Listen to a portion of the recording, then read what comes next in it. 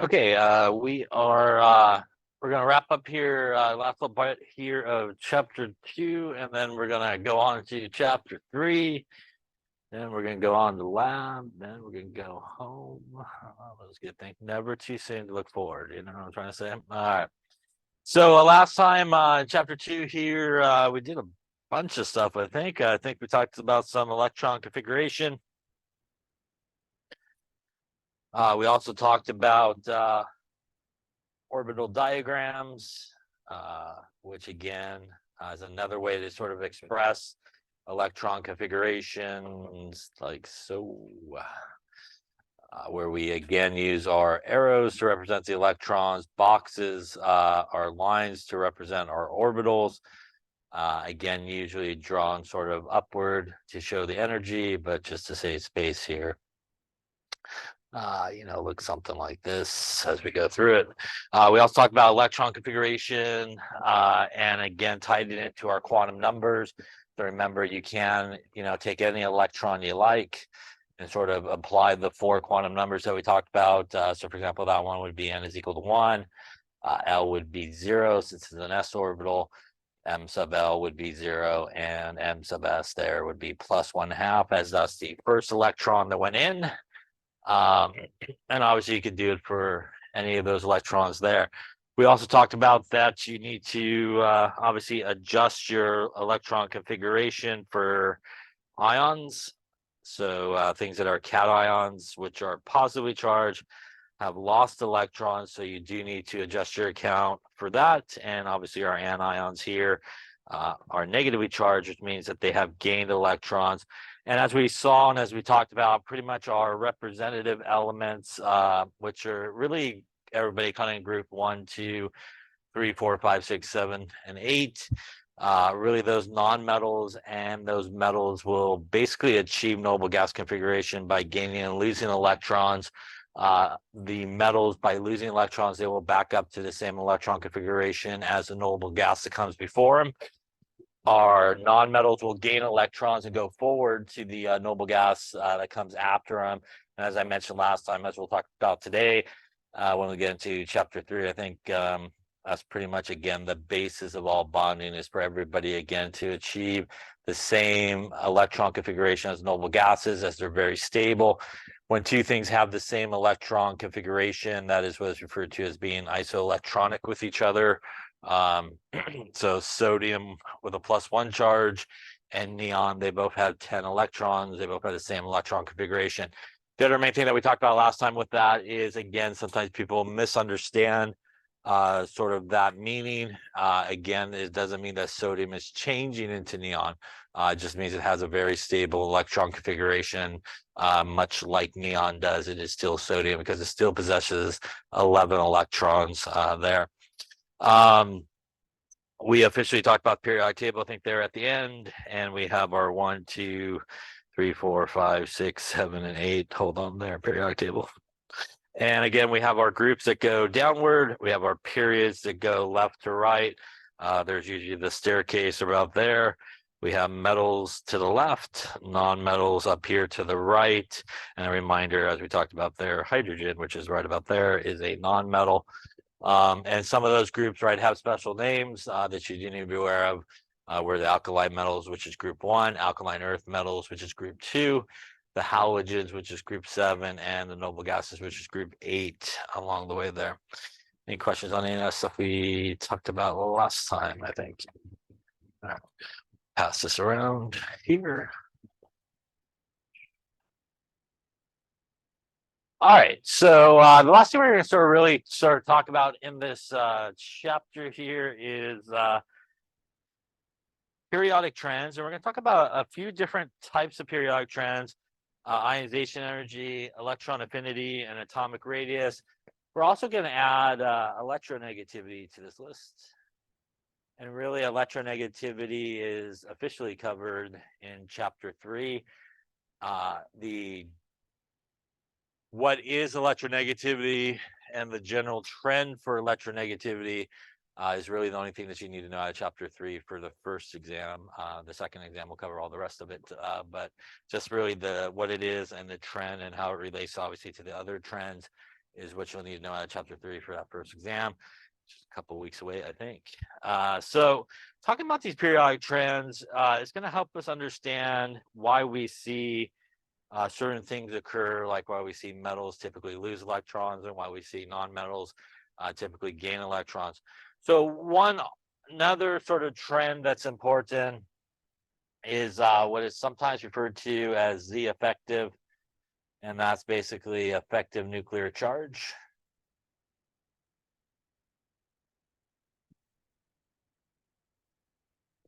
And the idea of this is fairly simple. If we kind of take just a atom, say, of lithium, which has 3 electrons.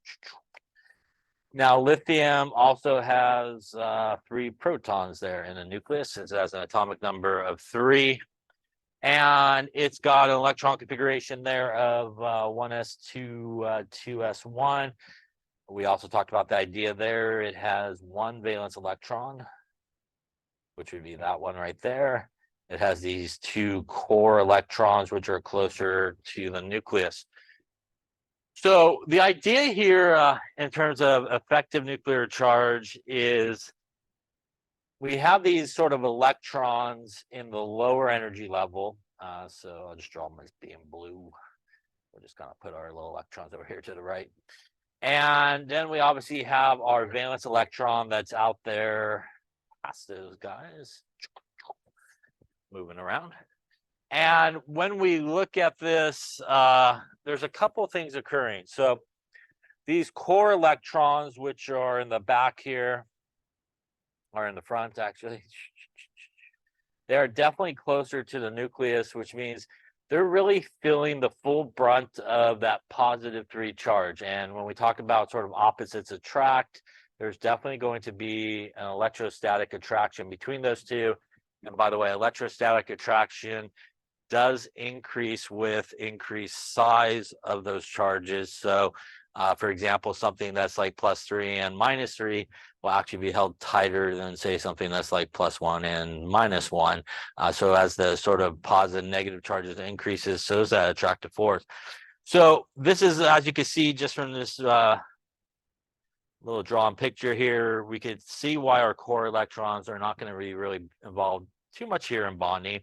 They're obviously going to have a full brunt of that positive 3 charge. They're going to be held really tightly. But now when we get to our lonely valence electron out there lying around, he's actually going to experience something which is sometimes referred to as shielding.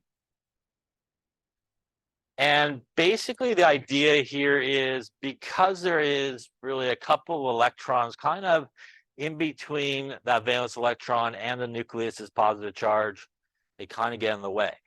So instead of feeling the full brunt of the positive 3 charge, that outer electron is not feeling anything like a +3 charge happening. You could actually calculate it by taking like our Z effective is equal to our positive charge there minus the shielding electrons, which are these 2.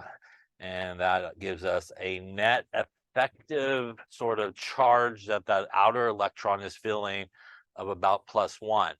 Which means it's still obviously attracted to the nucleus, but it's not going to be held obviously as tightly as those core electrons, because now you have kind of like a +1 sort of effective attraction to that electron versus like a +3 to those electrons. So it experiences shielding again, kind of like when you go to the movies years ago. You used to pick your own seats. I hear you don't do that anymore, but you used to pick your own seats. But you get there early, you sit in nice seats right in the middle, right? And right before the movie comes on, somebody sits right in front of you with a big giant cowboy hat or something like that, right? It kind of shields the screen for you, so you're not really getting the full effect of the screen there. And that's sort of what happens with our lower electrons. So electrons in lower energy levels will effectively shield electrons in higher energy levels from feeling that full brunt of that positive charge. And that's why when we talk about sort of bonding and electrons involved in bonding, it is those outermost electrons, because they're really experiencing this and they're not going to be held as tightly, which is going to allow them to really participate really in bonding. That in the fact that they are on the outside, so they're kind of like the first ones to come in contact with each other as atoms kind of come near one another.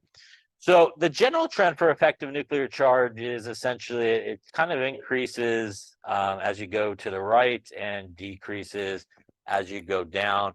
And it increases as you go to the right because if we go to the right on the periodic table, we're throwing in more protons, right? So more protons mean a much larger positive charge, which is by nature going to bring out everybody closer in. So even those outermost electrons are going to feel a much stronger positive charge, even with experiencing shielding than our guys to the left that have a lot less of a positive charge in the nucleus. Any questions on out there? So that's one important factor. Another really important factor is what is referred to as ionization energy. And ionization energy is the energy required to remove an electron from the gas phase of an atom. And when we remove an electron, right, something becomes positively charged. So we sort of associate ionization energy with kind of the formation of cations, which are positively charged guys. So this is sort of an equation showing that we have our metal losing an electron on the product side there, becoming positively charged. Now, electrons actually come off one at a time. So they actually don't all just pop off at once. They actually are removed basically step by step. So for example, here, if we look at magnesium, magnesium will first lose one electron, and that is what is known as the first ionization energy. It's the energy required to remove pretty much the first electron. Now, what happens is the magnesium that now has a +1 charge will lose the second electron, and that is what is referred to as the second ionization energy, the energy required to remove the second electron.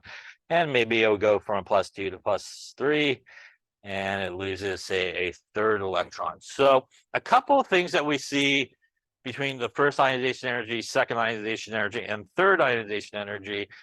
But before we talk about that, let's talk about the general trend and just the first ionization energy. The general trend in ionization energy is it increases as you go up and to the right and decreases as you go down and to the left. So that is the general trend in ionization energy.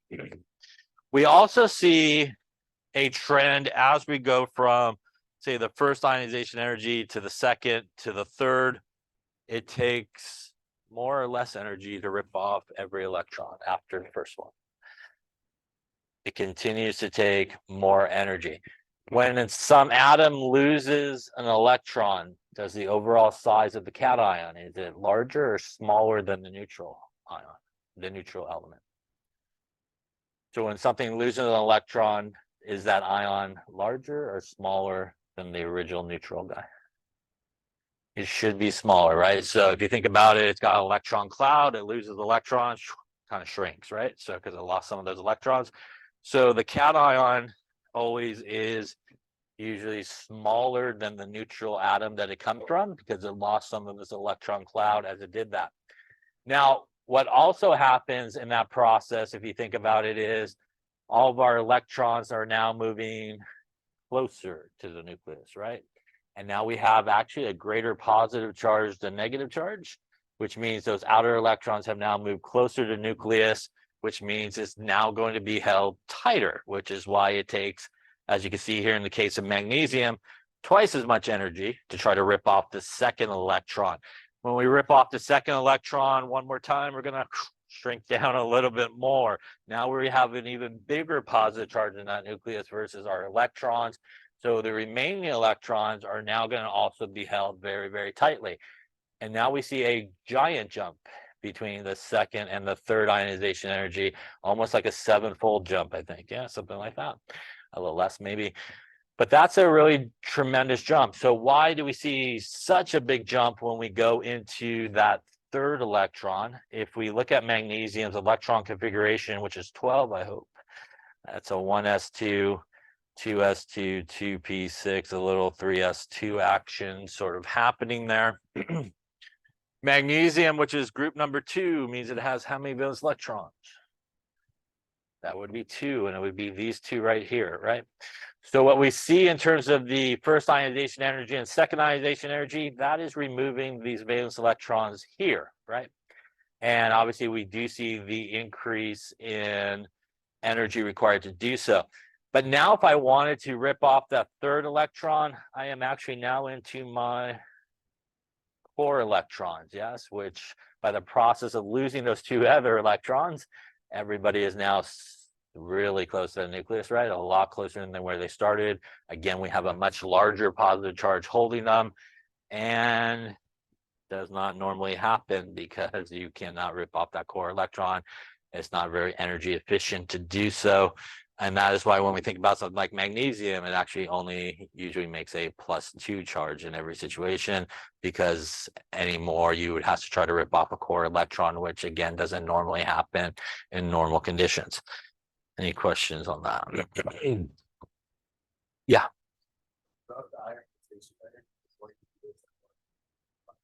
It is. In general, that's what we see for really any it's usually a metal, because that's what we're talking about, sort of losing electrons, and those are the guys that typically do that. But we do see that for every ionization energy, as you go from the first to the second to the third to the fourth, whatever it may be, every time you take off an electron, the overall size of that ion gets smaller. And also those electrons now move much closer to the nucleus, which now has a much larger positive charge than negative charge in that case. And they're going to be held tighter, which requires more energy to do so. At some point, like what we see here with magnesium, it gets to a point where it pretty much doesn't happen past the second electron, because it's such a big jump in energy. It's not really efficient and doesn't normally happen under normal conditions for that to happen. Other questions on that? So in general, like I said, as we go across the period from left to right, the first ionization energy does increase. And again, electrons are added to the same principal quantum number, do not completely shield each other, but we do see that increasing nuclear charge. So another thing about that sort of effective nuclear charge that we're talking about, if you do have electrons on the same energy level, they won't shield each other. It's just those electrons pass them on a higher energy level that we do see the shielding sort of take place.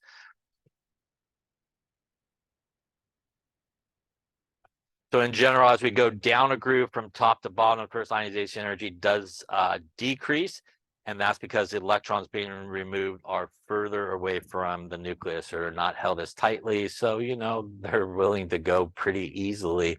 They don't have as big of an effective nuclear charge holding them to the atom, so it doesn't take as much energy.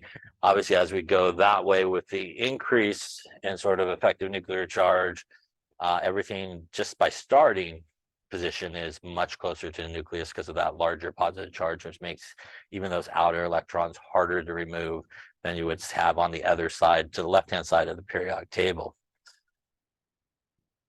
All right, so here's sort of the trend. It's not a perfect linear trend because there is electron-electron repulsions that basically occur, but this is, as you can see, generally starts to decrease as you go up into, left and down on the periodic table, and increases as you go up and right on the periodic table. All right. Let's worry about the individual exceptions. It's okay. All right, so which atom would require more energy to remove an electron, sodium or chlorine?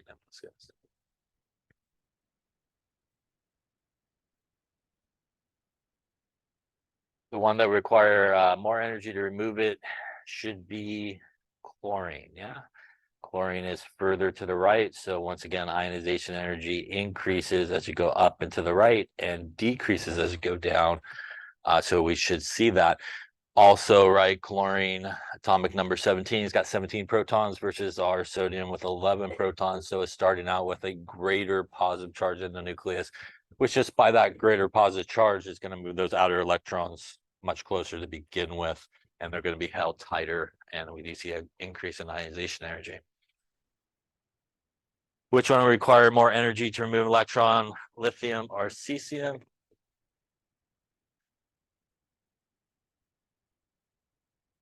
So they are in the same group, right? They're both in group 1, and we see cesium is further down the group. So once again, going left and down, we see a decrease in ionization energy, and we would expect cesium to have less ionization energy, so lithium would have more ionization energy in this case. Question on that. Again, in this case, kind of have the opposite. Lithium has less electrons, right? So it's actually closer, its valence electron, right, to the nucleus than it is the guy in the same group that has actually more electrons is further away. Which should have the larger second ionization energy, lithium or beryllium?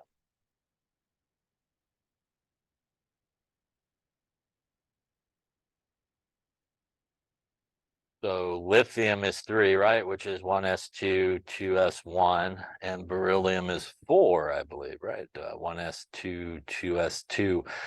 So let's start with lithium. How many valence electrons does it have? Has 1 valence electron, right? Group number 1. Beryllium has 2 valence electrons, right? Now, if I'm talking about the second ionization energy, what electron am I removing? Or trying to remove? I'm trying to remove the second ionization energy would be the second electron, right? So we're trying to remove the second electron in each of these cases. Now, lithium only has 1 valence electron, right? So that would be taken care of by the first ionization energy, which means the second ionization energy here is going to try to remove a core electron in this case, right? When we look at beryllium, first ionization energy and the second ionization energy will actually take care of our valence electrons, which are our outermost electrons. So the one that actually should have the higher second ionization energy is lithium, because good luck trying to remove that electron. Yeah, so it's going to have a much higher one than beryllium that's just trying to get rid of the second electron, which is also a valence electron on the outside and will be much easier to remove. Question on that there. That's good. A box to say one I circled, so that's good, you know. I had a 50-50 shot. I felt pretty good about it. Not bad.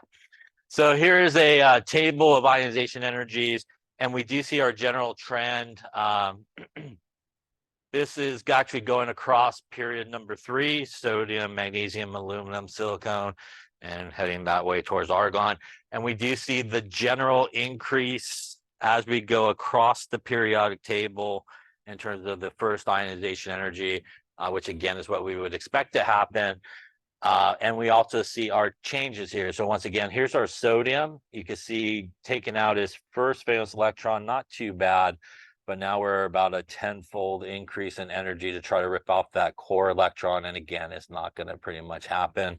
There's our magnesium that we saw in that earlier example. And now we're jumping like a 7-fold jump there. Our aluminum, first one, 580, next one, third one getting much harder at 27.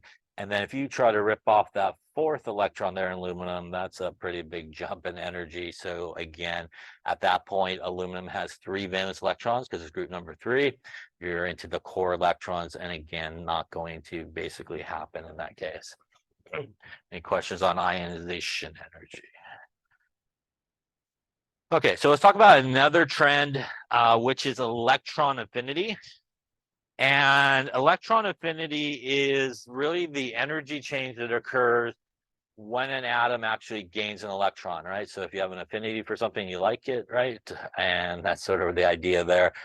So when we talk about electron affinity, that's somebody that's gaining electrons. So oftentimes we are in the anion sort of realm there. Those are the guys that are going to gain electrons, which is typically our nonmetals. General trend on electronegativity, electron affinity, although it is not a perfect trend, the general trend in electron affinity is as you go to the right and up, it increases. And as you go down and to the left, it decreases. It's the general periodic trend that we see with electron affinity. So we could see it, for example, in group 7. It's not a perfect sort of trend. If you look at the electron affinity, which again is that energy difference, when somebody gains an electron, you'll see it increase as you go upwards, but it'll actually go back down towards fluorine. So it's not a perfect trend of always increasing. There is some spots where it may dip out and not really follow perfectly the trend. But again, that is, again, the general trend that we see is it increases as you go up and to the right and decrease as you go down and to the left.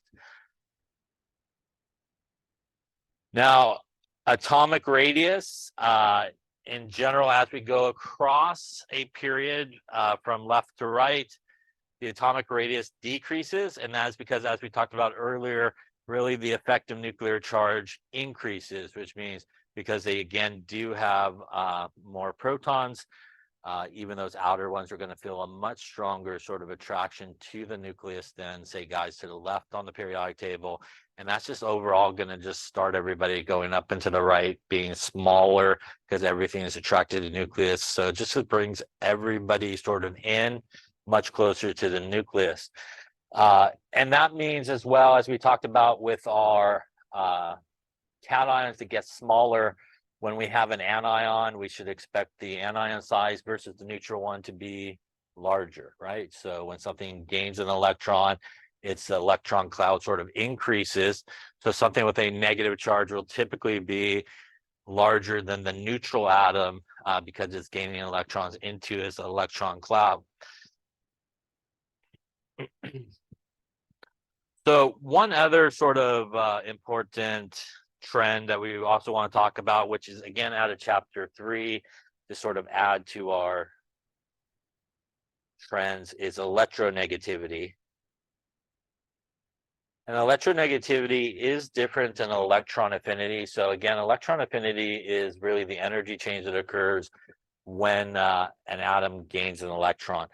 Electronegativity is really the ability of an atom to bring electrons towards itself. And again, this is sort of out of chapter 3, and we're just going to try and talk about what it is and sort of how it relates to the trends that we were talking about as well. And the general trend in electronegativity is, when you look on the periodic table, it increases as you go up and to the right, and it decreases as you go down and to the left.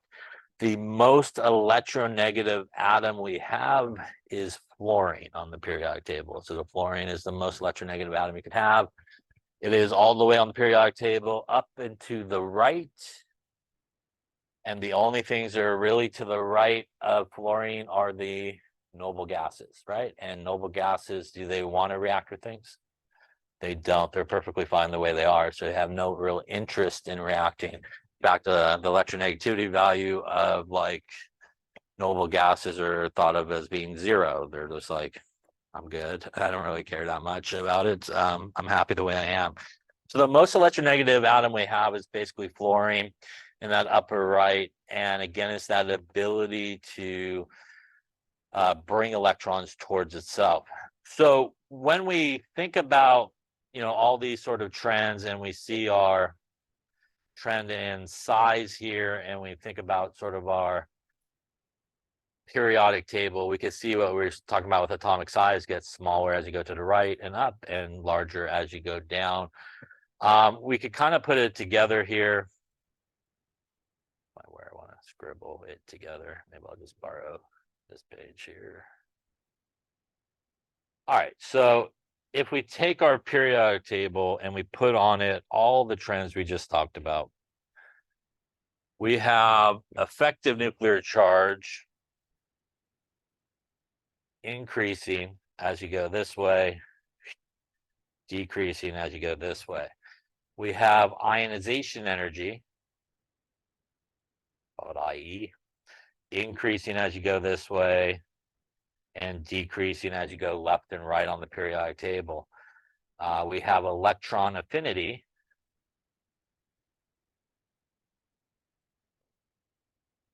increasing as you go up and to the right and decreasing as you go down. We have electronegativity.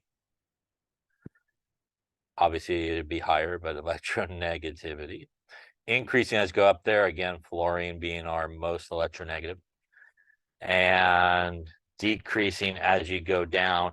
And we see that the size of the guy decreases as you go up and to the right, and increases as you go down and to the left. So all of these all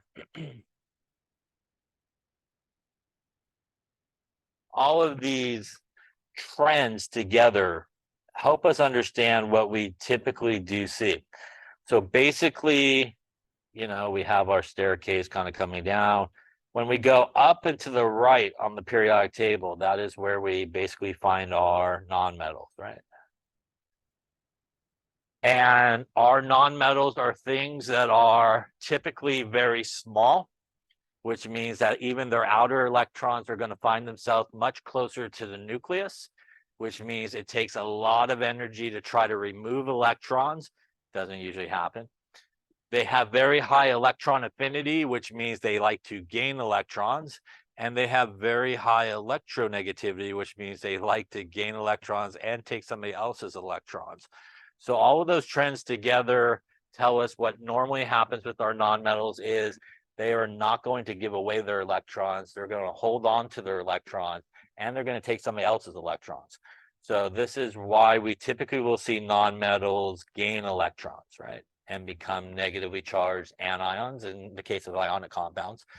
When we go kind of down and to the left here, and obviously a little bit more of it on the left-hand side as well, those are where we have metals. So when we go down and to the left on the periodic table, we have atoms which are larger, which means their outer electrons are further away from the nucleus.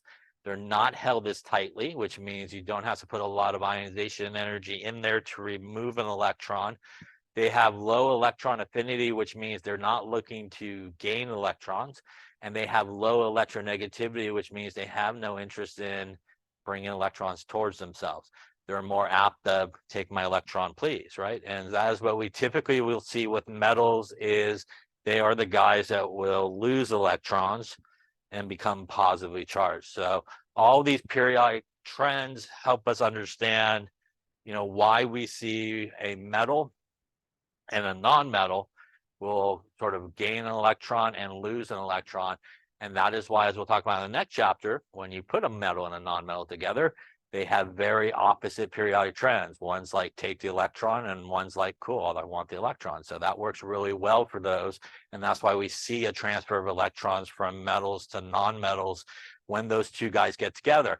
It is also why, as we'll talk about, when we put together two nonmetals, which are pretty much on the same side of the periodic table, we don't get ions. We get covalent bonding where they go, I like electrons, you like electrons. The best we could do is like, how about we just share the electrons? Instead of somebody loses and gains, we'll just share the electrons.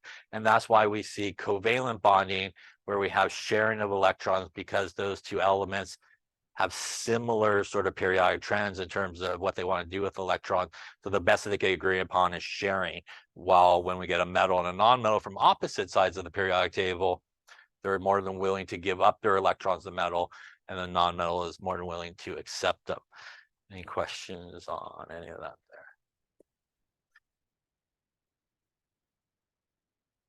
All right, so let's just finish out the last couple here. I think a couple of these. Which should be the larger atom? Is it sodium or chlorine? It is going to be sodium here. It's going to have that kind of really smaller effective nuclear charge, right? Again, chlorine's got 17 protons. That one's got 11. So that 17 is going to create a bigger effective nuclear charge for those valence electrons, which are on the outside, going to bring them in a little bit closer. Which should be the larger atom, lithium or cesium? It is going to be cesium. It has more electrons, right? Which means it's going to have more electrons further away. Once again, here our lithium only has 3 total electrons, right? So that third electron, it's not going to be super far away. It's going to be close enough to feel a pretty good attractive force to the lithium, which is going to make it smaller. So cesium here would be larger. All right, which is larger? The hydrogen 1s orbital or the lithium 1s orbital?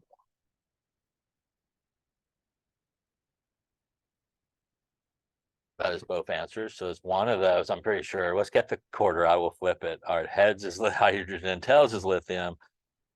I'm going to go with heads, maybe. Am I right? Is it hydrogen? No? All right, let's see. Is it hydrogen? Oh, it is hydrogen. That's good. So why is it hydrogen? Well, they're both 1s orbitals, which means they're both on the first energy level, right? So we got our 1s and our 1s. And we have our hydrogen, which has a +1 charge, right? And we have our lithium, which has basically a +3 charge.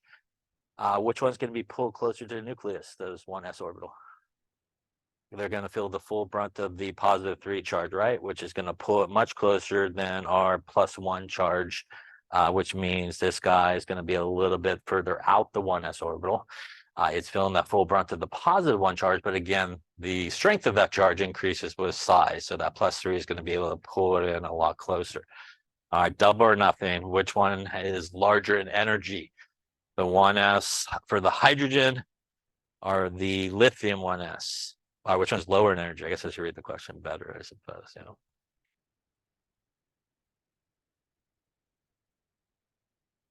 Again, you have a 50-50 shot. I'm not going to drop you. Well, I am. When we get the wrong answer gets dropped. Let's go. All right. Well, based on what I just drew a second ago, which one should have a lower 1s orbital? A lower 1s orbital in energy would mean it is closer or further away from the nucleus?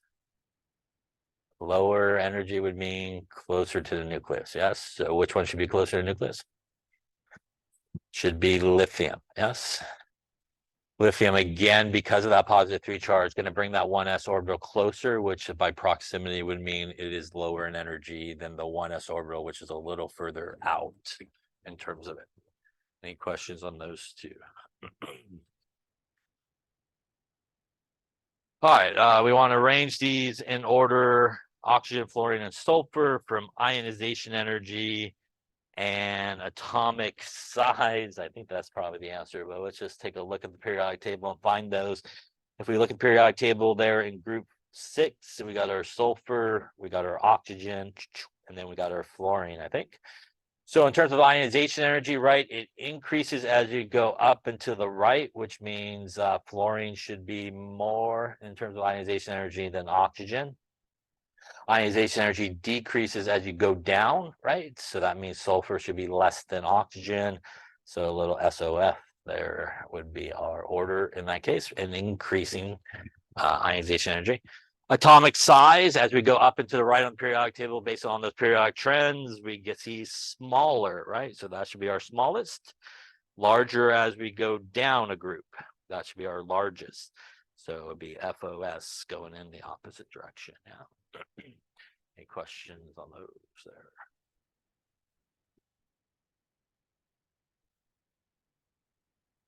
All right, so final thoughts. We sort of talked about a number of these things here, but just to kind of summarize, again, the number and type of valence electrons is what determines really the chemistry of those atoms. Again, because the valence electrons are really the ones that are not held as tightly, they're the ones on the outside of the atom. They're really the ones that have to do with reactivity. And speaking of reactivity, just going back to my little drawing there.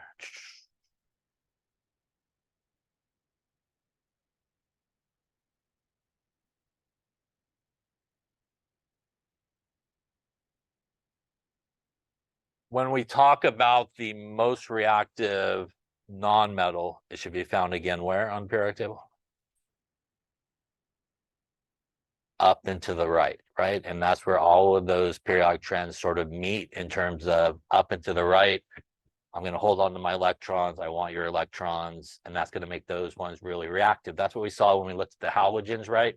You go up group 7 from I to Br to Cl to F. Reactivity increases because of all these periodic trends hit the highest point as you go upwards for basically accepting electrons, right?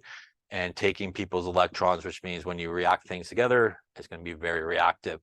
Most reactive metal is found at my circle there, bottom left of the periodic table, for really the same reason. You have guys that have electrons that are not going to hold on to them very tightly. It doesn't take a lot of convincing for those guys to lose electrons, which means they're good to go in terms of reactivity. They're going to be really reactive, right? Which you probably saw with some of your metals and stuff you did, say magnesium and calcium, right? Coming down. more reactive. Guys to the left there, more reactive than say aluminum. I think you also maybe tested as well. And again, it's for those reasons. Guys on the left and down on the periodic table going to be able to give away those electrons relatively easy with not a lot of convincing, which is going to make them really reactive. And everybody on the top right is going to want to accept electrons pretty easily, which is going to make them very reactive as well. Any questions on that there?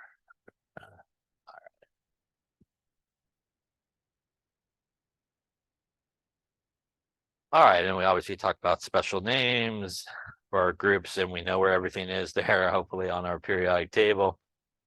And our periodic table here. By the way, since we were talking about ions, just talk a little bit about ions, since we do have the benefit of a periodic table as being washed out by the sun.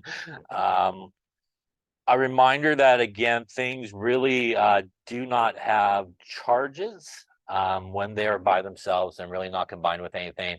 Again, metals and nonmetals really gain charges when they sort of interact with each other and make ionic compounds. But when things do make charges, there are certain things that have sort of fixed charges, and everybody in group 1 will have a +1 charge. And again, that's what we would expect since they are metals. Everybody in group 2 will have a +2 charge when they do make charges. And again, they're metals, so we expect them to be +2. That's aluminum right about there. And that guy is pretty much +3. Some people will do gallium underneath them, but most of the time it's aluminum that you're dealing with +3. Now, when we talk about our nonmetals, which as we talked about with our periodic trends, are guys that should be gaining electrons, we do kind of skip group 4 because it's like right in the middle of everything going on there. But starting with group 5, which is our nonmetals, we're talking about above the staircase, -3. Group 6, -2.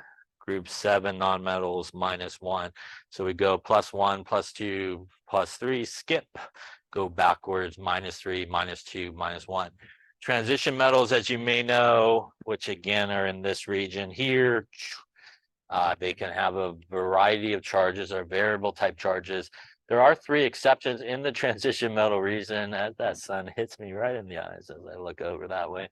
But we got something like zinc, I think, and cadmium, and I can still barely see, but that is silver there to the left.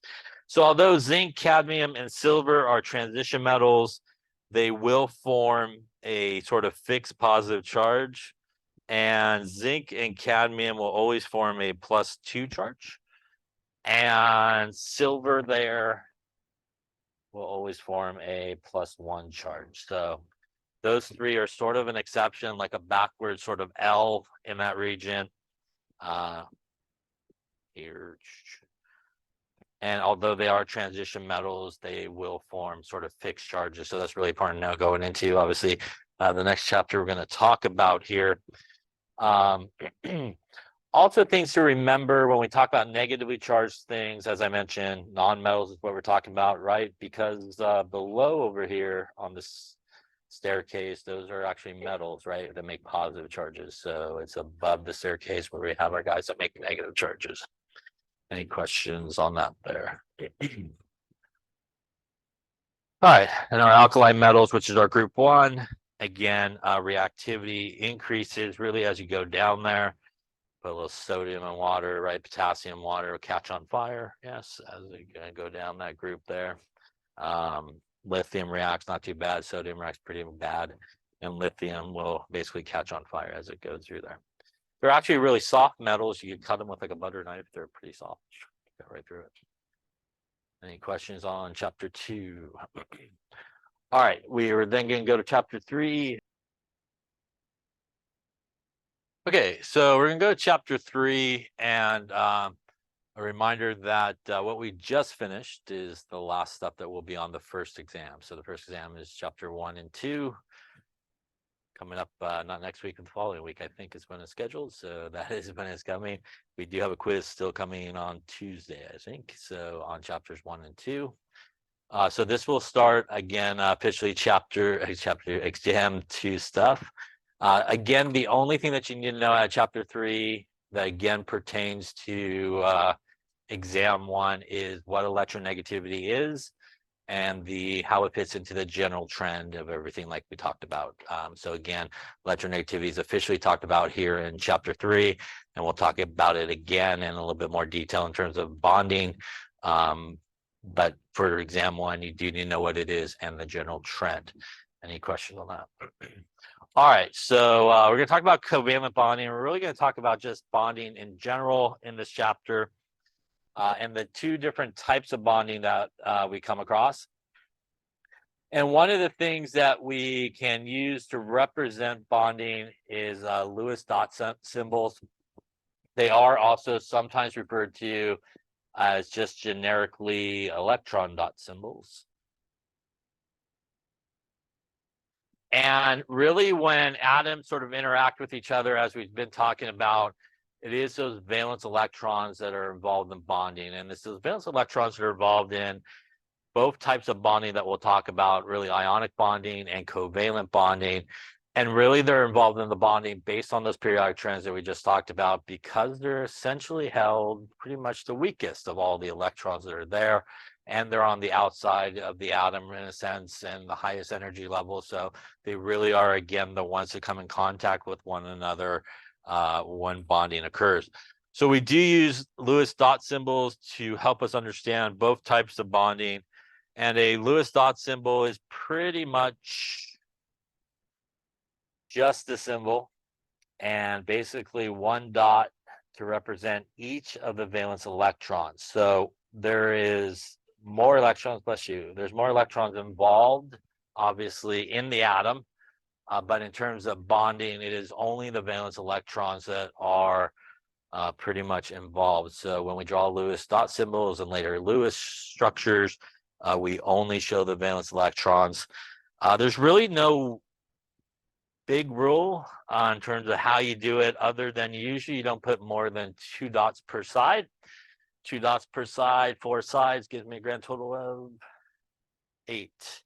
The people that have 8 valence electrons are noble gases. And again, that's what we've been talking about, that's really the basis of what everybody's trying to achieve, is that noble gas electron configuration, which will give everybody 8 valence electrons. A reminder, as we talked about, you can figure out the number of valence electrons, obviously, by writing the electron configuration, but much quicker, much easier is just to know, again, that it does equal the group number, right? So our number of valence electrons equals the group number.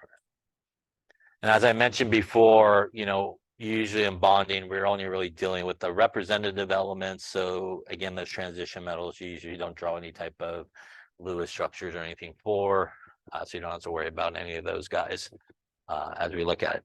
So here's a chart I made when I was bored. I should get a hobby. But we see here our Lewis dot symbols for each of those. Everybody in group 1 has 1. Everybody in group 2 has 2. Everybody in group 3 has 3, and so forth. Hopefully see it, I hope.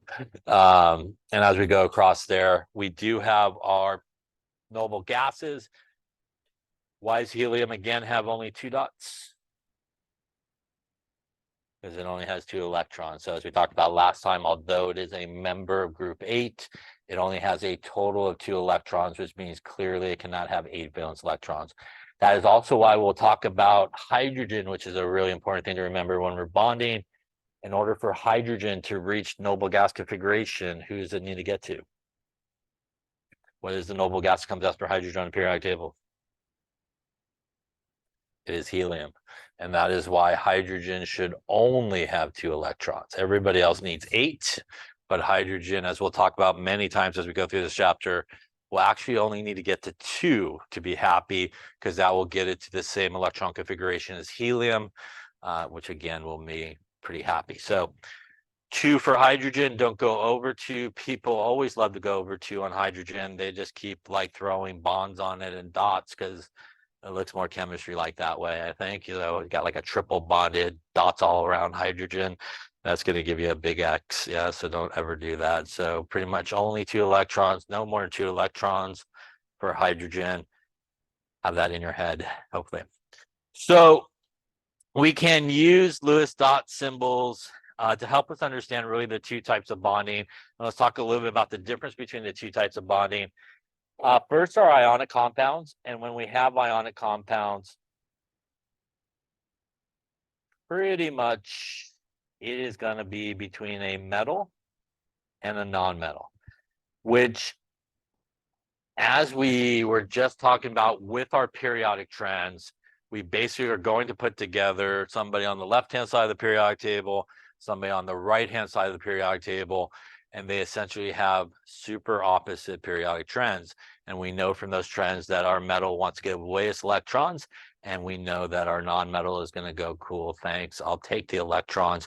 So whenever we put those two things together, whenever you see a metal and a non-metal together, you really don't need any other information other than it's an ionic compound. It's pretty safe, so you don't really need any other information. And what's going to happen in an ionic compound is we are going to get a transfer of electrons from the metal to the non-metal. That's going to result in our metal becoming a cation, which is positively charged. It's going to result in our non-metal becoming an anion, which is negatively charged. And it is that electrostatic attraction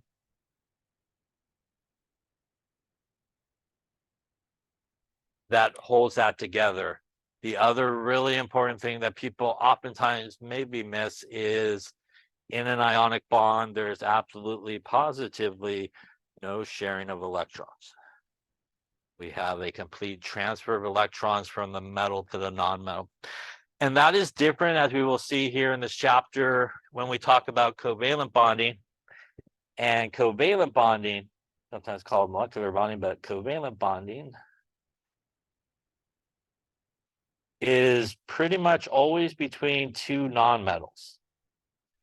And once again, when we put two nonmetals together, because they are again situated pretty much in the same location on the periodic table, they're going to have very, very similar periodic trends in relationship to how they want to do with their electrons. So as I talked about earlier, they both pretty much want to hold on to their electrons, and they both want to take somebody else's electrons. So because they both have pretty much very similar periodic trends, the best thing that they can do is we're not going to get a transfer of electrons like we see in an ionic compound. We are going to get some type of sharing of electrons. And as we will talk about in this chapter, that sharing of electrons may be equal sharing, or it may be unequal sharing. So we may have equal sharing or unequal sharing.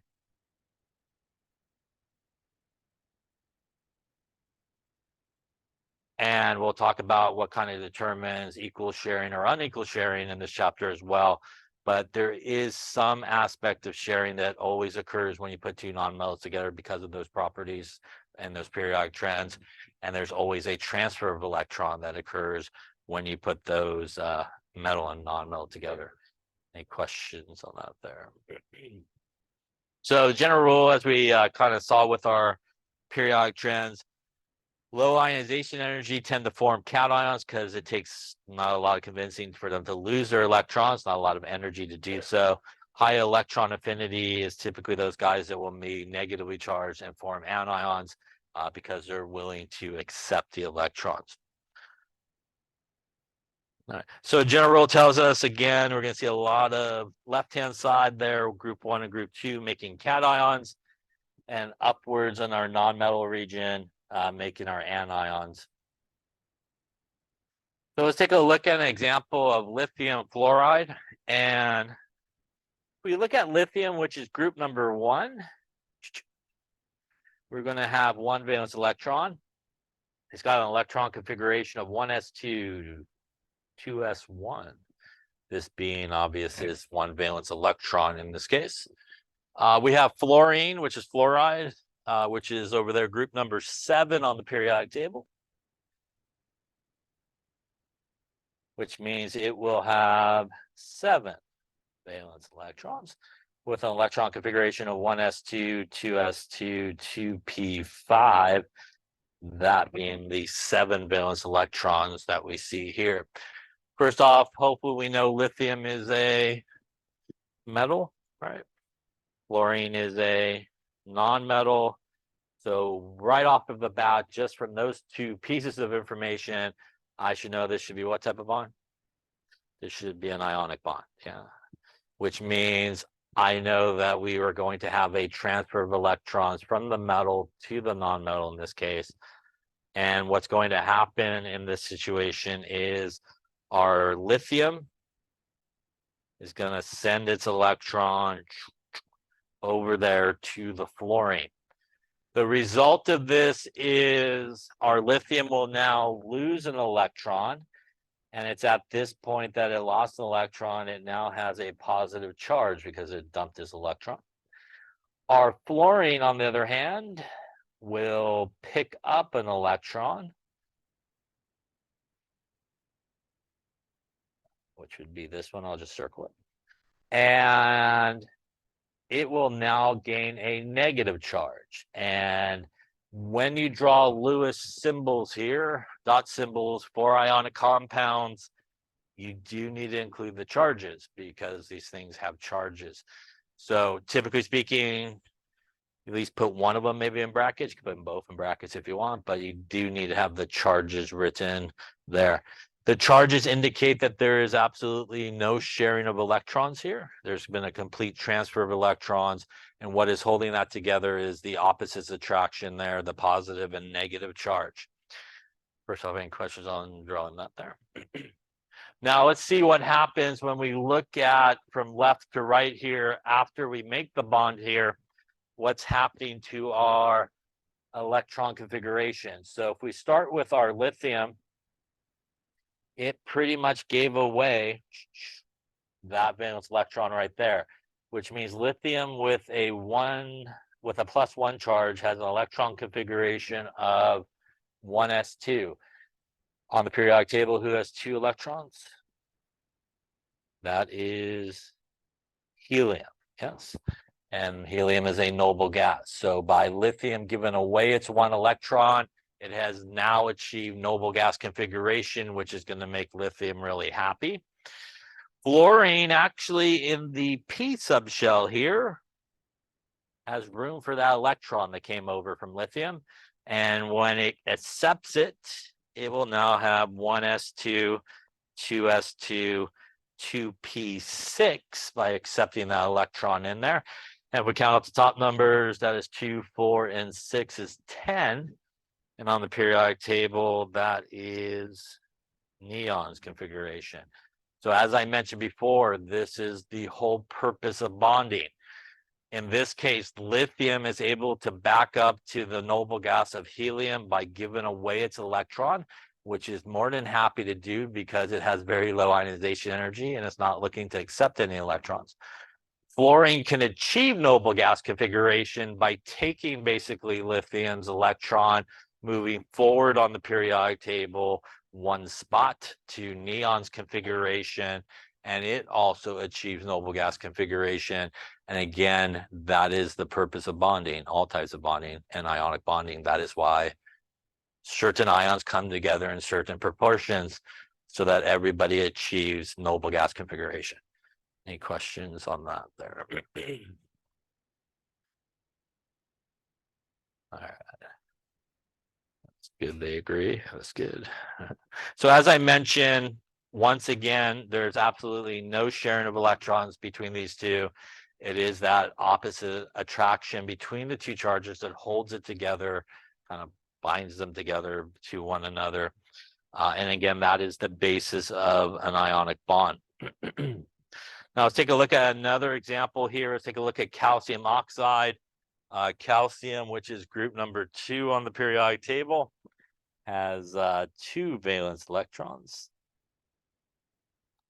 And calcium is a metal. Oxide is oxygen, which is a non-metal. So once again, I have a metal and a non-metal. I know right off the bat, I have an ionic bond situation happening here. Oxygen is group number 6, I hope. And that would have 6 valence electrons here. And if we look at the electron configuration for each of these, so calcium there is 20. So that's a little argon 4s2 action, right? With these being the two valence electrons that we got going on. We got oxygen, which would be 1s2, 2s2, 2p4, and that would be the 6 valence electrons we got going on there for oxygen. So in this case, because it's a metal and a non-metal, once again, we would expect our metal to lay up its electrons. And we're going to transfer some electrons here. So we'll send an electron over. Now, in this particular case, if calcium just laid up one electron, would it be happy? It would not, because if we just look at the periodic table, if it loses just one electron, and now only moves back to potassium, which doesn't have the same ring as a noble gas, right? So that's not going to do it. So calcium, again, here is going to want to lose both of its valence electrons.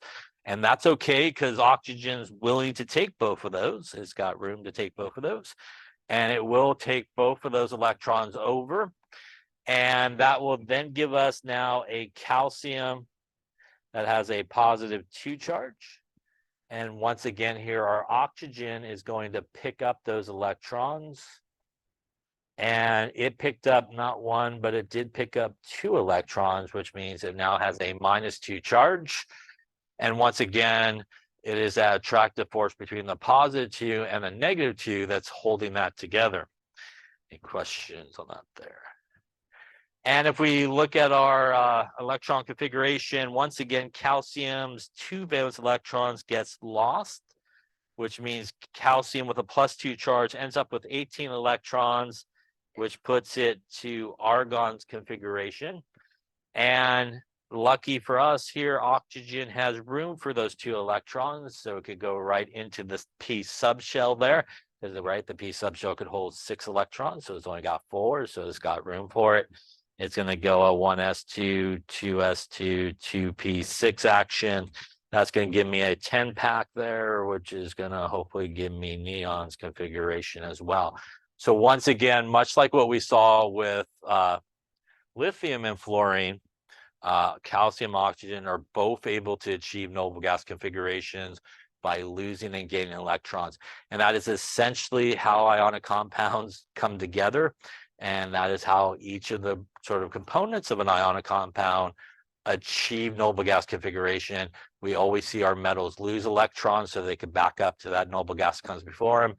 And we see our non-metals pick up the electrons so they can kind of move forward in terms of the electron configuration. Any questions on that there? All right, the sun is just going to stay like right there in my eye. All right. I can sort of see the screen, so I'm going to try another one. What happens if we put calcium together and we put fluorine together like we did on the previous example? So once again, here we have argon 4s2, which are 2 valence electrons being there. We have our fluorine with 1s2, 2s2, 2p5 in this case. So we know, again, we have a metal and a non-metal, so we should expect a transfer of electrons. So we're going to have an electron go over here to fluorine. At this point, can that fluorine take any more electrons? It cannot. And calcium, as we just talked about, is not going to be so happy at this point because he's only back to potassium at this case. So in this case, to help calcium out, we need not 1 fluorine, but we actually need 2 fluorines. And that second fluorine will now have a spot for calcium's second electron to go into. Now what we end up with is calcium that was able to basically shed both of its electrons. We have 1 fluorine that picked up, again here, only 1 electron. I'll just circle it for our purposes. You don't need to. And that means it has a -1 charge. We have a second fluorine. let's draw it over here. That also picked up one electron. I'll just circle that one as well. And also became a -1 charge. Now, in this particular case, what happened to everybody in terms of their electron configuration? Well, in terms of calcium, it was able to dump out both of its valence electrons, one to each of the fluorines, which means calcium was able to achieve argon's configuration. Each of the fluorines was able to put an electron in its p subshell, which gave this fluorine a 1s2, 2s2, 2p6 configuration, or neon's configuration. Gave this fluorine also one electron picked up, which would also give it neon's configuration. All three of these guys in this situation have now achieved noble gas configuration, right? Maybe you remember from the previous class, what happens when we put together a positively charged guy with a negatively charged guy to write the formula. It needs to equal 0, yeah? So the proper formula for calcium fluoride is 2 of these guys to give us a calcium and 2 fluorides. We always put together a positive ion and a negative ion together to make the chemical formula in the simplest way that the charges equal 0. And the real reason why you do that is this reason. It gives everybody noble gas configuration when you put those ions together in the simplest way that the charges balance out to 0. That allows everybody in there to be stable and reach noble gas configuration. As you could clearly see, if we just did Ca F plus, calcium is not going to reach noble gas configuration, although fluorine would, and that's not going to create a really obviously stable bond. It's not going to happen. So that's why we actually need those two. So always when we do the switching of the charges, sometimes people are taught wrongly to switch the charges and stuff like that, but you really want to balance it out to 0. The purpose of that really is the bonding aspect of it, that allows everybody in the simplest way to transfer enough electrons that everybody ends up in that noble gas configuration and everybody's stable. Any questions on that? I think I shouldn't add that at the end. I should just add, like, I think that's how it goes, but I could be right. Yes.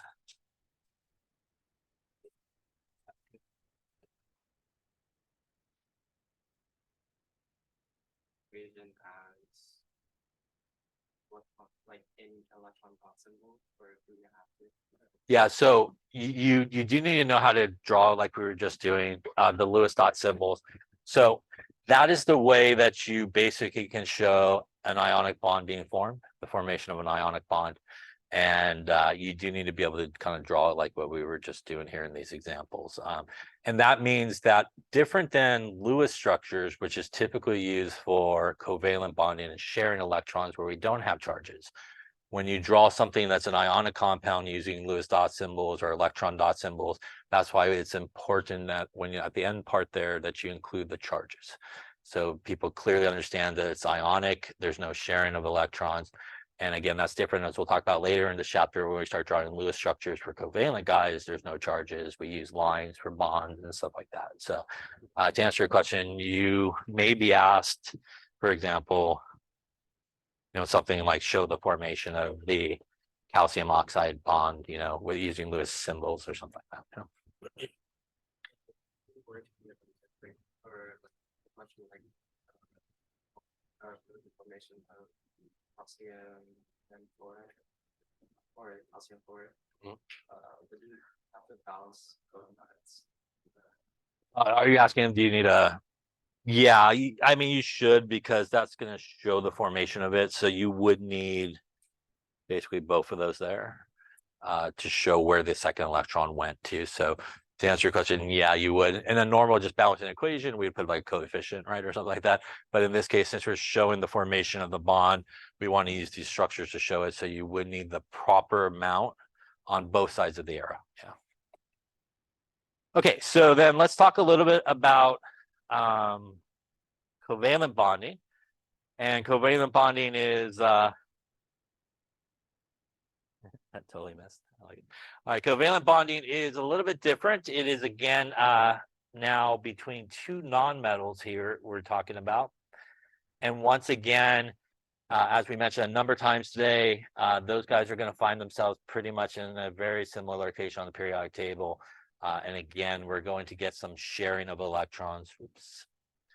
Wherever my screen went, there we go. I will have sharing of electrons here, which is a major difference, obviously, between ionic bond and a covalent bond. As we'll talk about here, again, the sharing of electrons may be equal or may be unequal. But again, in a covalent bond, there has to be some aspect of sharing that is occurring. So Gilbert Lewis, hence Lewis structures, developed the idea of basically a molecule will start sharing electrons. Got a little messed up on my slide here. I think it's okay on yours, but I'll just redraw it here. So if we had something like our hydrogen and we had another hydrogen atom, obviously that is the exact same element, which means they have identical properties in terms of electrons and stuff like that. So because remember, hydrogen is still a nonmetal, even though it's on the left-hand side of the periodic table, they are going to actually share these electrons. So when it comes together, what's going to happen is we are going to get a pair of electrons that's going to be basically shared between the two hydrogen atoms. What's going to really hold those electrons together is, you could kind of imagine like the nucleus where my hydrogen is on each side has a positive charge. So those electrons in the middle is going to be kind of attracted to one hydrogen's nucleus and then also the other hydrogen's nucleus, which is going to kind of lock them into place between the two. And those electrons that are being shared between the two hydrogens actually do count for each hydrogen because they're being shared between them. And that means essentially here, hydrogen is going to share those two electrons between each other.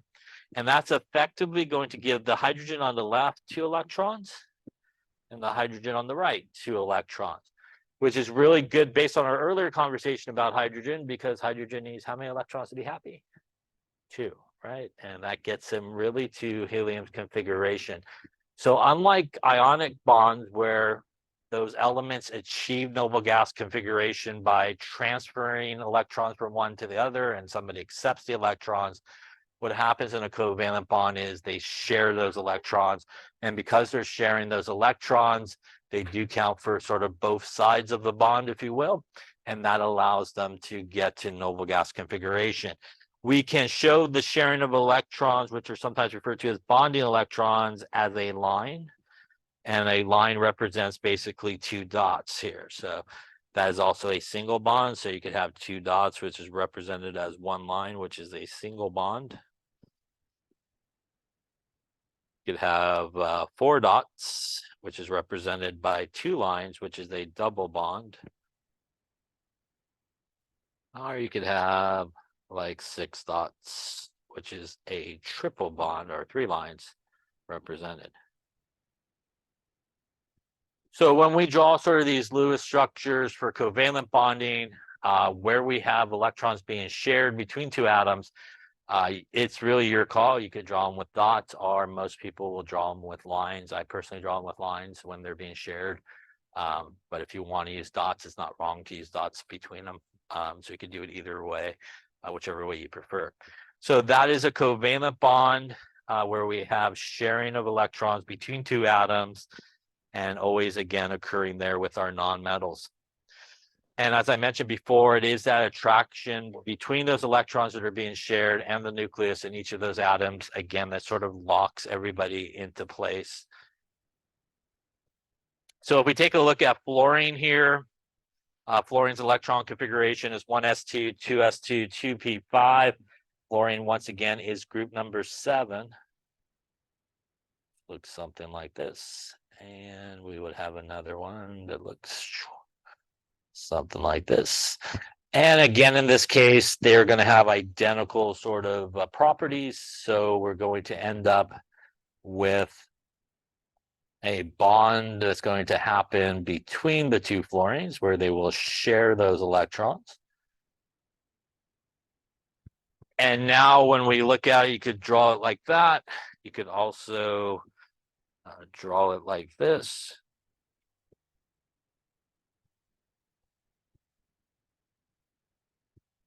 And when we look at each of the fluorines, again here by sharing electrons, the fluorine here on the left ends up with 2, 4, 6, 8 electrons.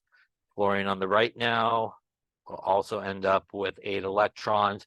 And once again, 8 valence electrons is our noble gases. So again here, the 2 fluorines plus you decide to share their electrons to allow them to achieve that noble gas configuration and be very stable. Questions on that there?